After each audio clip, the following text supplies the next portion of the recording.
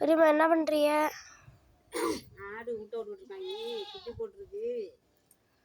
நம்ம வீட்டில் நாய் கடிச்சிச்சுன்னா ஆடு, அந்த ஆடு குட்டி போட்டிருக்கு 3 குட்டி.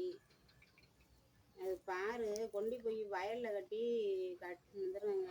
நாங்கள் வயலில் தான் ஆடெல்லாம் அவுத்தே விட மாட்டாங்க.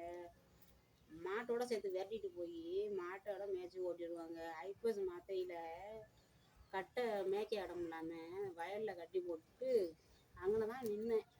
கொஞ்ச நேரம் டாக்டர் வராருன்னுட்டு வீட்டுக்கு வந்தேன். அதுக்குள்ளேயும் போய் நாய் கடிச்சு அப்படியே தொடையில் கடிச்சு பிடிச்சிங்க. ஆட்டை போய் பார்த்தேன்னா வயல் வச்சு அப்படியே ஊர்ந்து கிடந்துச்சு. தூக்கிட்டு வந்து கொண்டு போய் திருமாவட்டை தூக்கிட்டு போய் டாக்டர்கிட்ட ஊசி போட்டு கொண்டாந்து வச்சுருந்தேன்னா அப்படியே புடையடிச்சுக்கிட்டே போயிடுச்சுங்க. புடையடிச்சுக்கிட்டே போய் அப்படியே பூச்சி வச்சு போச்சுங்க. ஆட்டோ பிடிச்சி 3 விருப்பம் கொண்டு போனேன் ஆஸ்பத்திரி. கொண்டு வைத்தியம் பண்ணி கொண்டு வச்சுருந்தேன். அப்படி பிரே மருந்தைக்கு அடித்தேன். அப்படியும் அது என்ன பண்ணுச்சுன்னா உள்ளே புடை வச்சுக்கிட்டு பூச்சி வச்சு போச்சு. ஒரே நாத்தம் மழை அடையில. என் மகன் கூட அம்மா அது பாவமாக இருக்குமா, விஷத்தை வச்சுனாலும் கொண்டுடுமா அப்படின்னா.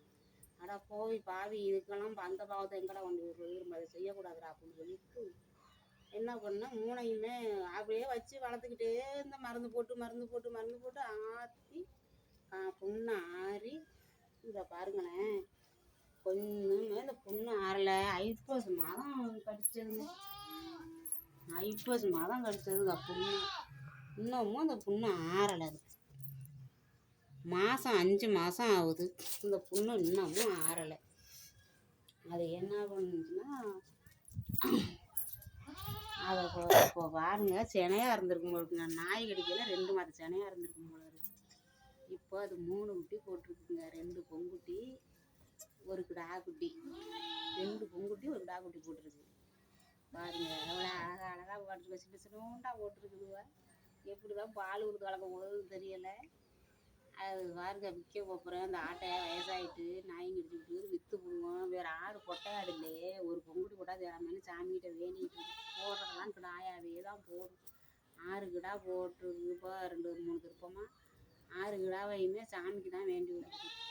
சாமி குலதெய்வத்துக்கு கிடாய்க்காண்டி தான் அந்த ஒரு ஆட்டையும் வச்சுருந்தேன், கிடா வெட்டுறதுக்காண்டி. அது குலதெய்வத்துக்கு கிடா போட்டு வெட்டுறதுக்காண்டியே அந்த ஒரு ஆட்டை வச்சுருந்தது. வெறும் கிடா குட்டியாகவே போட்டுச்சு பாருங்க. கிடா குட்டியாகவே போட்டு 6 கிடா குட்டி இன்றைக்கி 6மே சாமிக்கு தான் வேண்டி விட்டுருக்கு. இப்போ இந்த ஆட்டை விற்கணுமே, பொட்டையாடு இல்லையே சாமி வெட்டுறதுக்கு, ஒரு பொங்குட்டி போடுன்னு நம்மகிட்ட நினச்சி வேண்டிக்கிட்டாங்க. அது பாருங்களேன், 2 பொங்குட்டியை போட்டு 1 கிடா குட்டி 2 பொங்குட்டி போட்டுருக்கு. வந்தாருக்கு வருங்க.